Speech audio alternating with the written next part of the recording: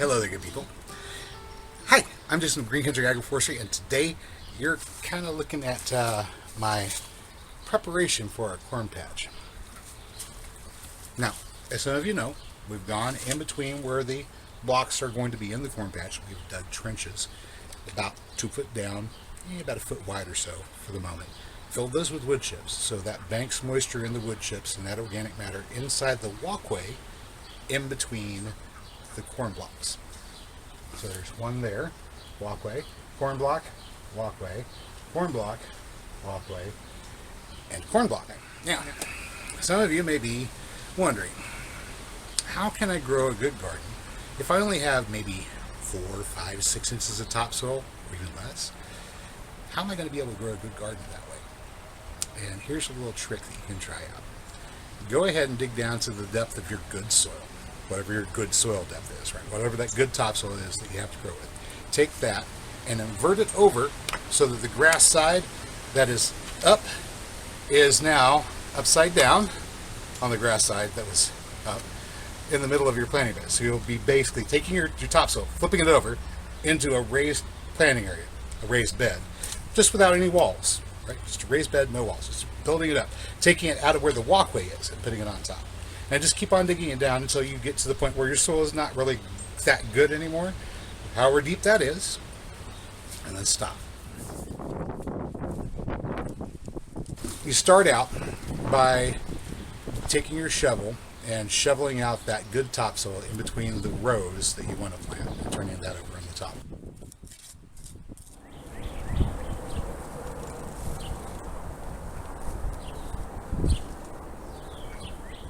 Okay, now I have this nice little walkway dug out here. It's maybe about 4 inches below grade, and of course we've taken that soil and put it back on top of our planting areas on either side.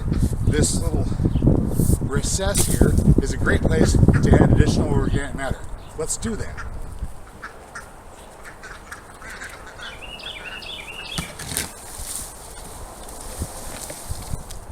The church next door is removing an old Bradford pear tree, and all of the little twigs and leaves and things like that are perfectly good for use inside of your walkways like this. They will break down within the course of a year for the most part and be usable.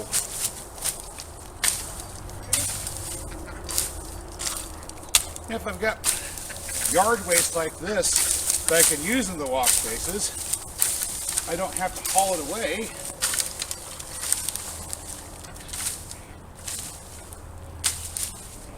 Composted in my walkway.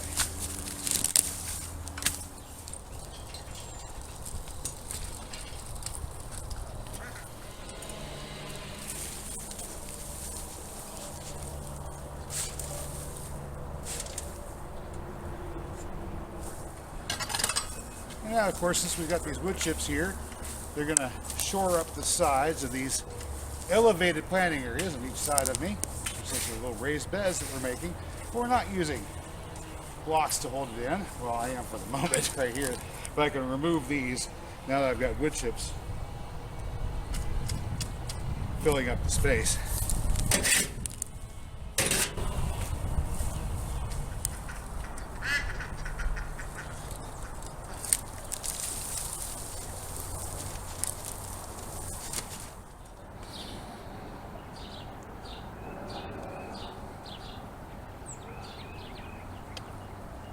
Let's recap.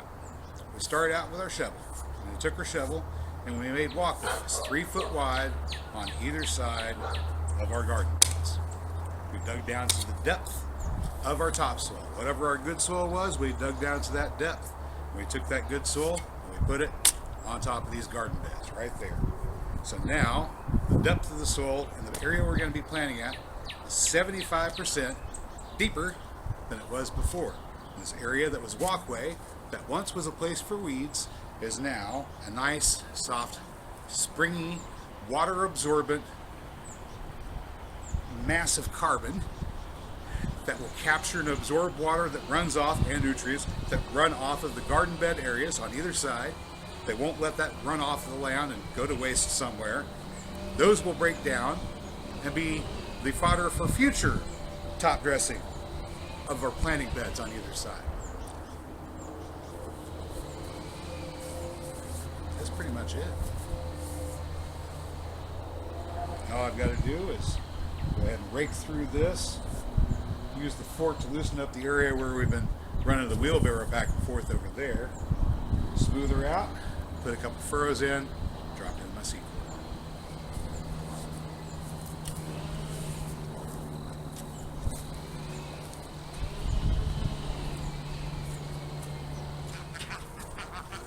Heat going the other way. Some of this is pretty loose already. Some of this has been sitting over the winter, with the ducks running back and forth over the top of it. My tines go in about that deep, so that's how much space I put in between each one. We're just putting the tines in and just creating some gaps in the soil to allow water to infiltrate. Like that.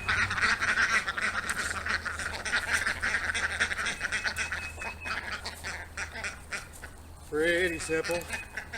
Not doing a whole lot of disruption. We just want to make sure that we open the soil up so that nutrients and water can infiltrate in. Give the roots a little bit easier time. See the depth of the tines on this fork. That is the amount of space that we're putting in between each row that I'm doing here. Put the fork down, pop it. Fork down, pop it. Fork down, pop it. Fork down, pop it. Now here's the other part. We come back across, a little in and twist, in and twist. This is just to break the surface up, because this is what we're going to use for our seed bed, is just the surface here. The major motion that we did takes care of our deep aeration without disturbing the soil below the surface. And we are just twisting the tines here at the surface so that we can create nice tilth for us to seed into. The plant roots will take care of the rest.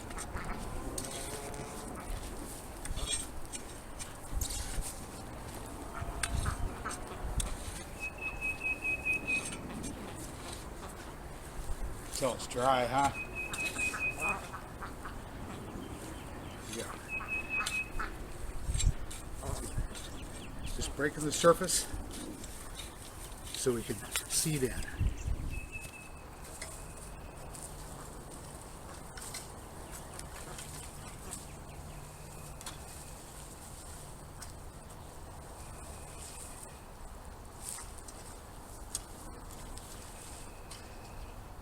All right, now all we have to do is mark off where the corn rows are going to be, and we're going to use the Warren hoe, like Barry's got in her hands right there, to just cut a furrow right alongside that string, drop our corn seeds in the ground, and we're good to go.